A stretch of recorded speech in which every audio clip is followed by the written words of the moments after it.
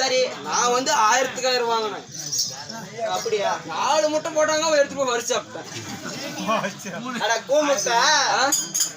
ஆமா மேல போட்டதுன்னா சரி. இது தாலி. ஆமா.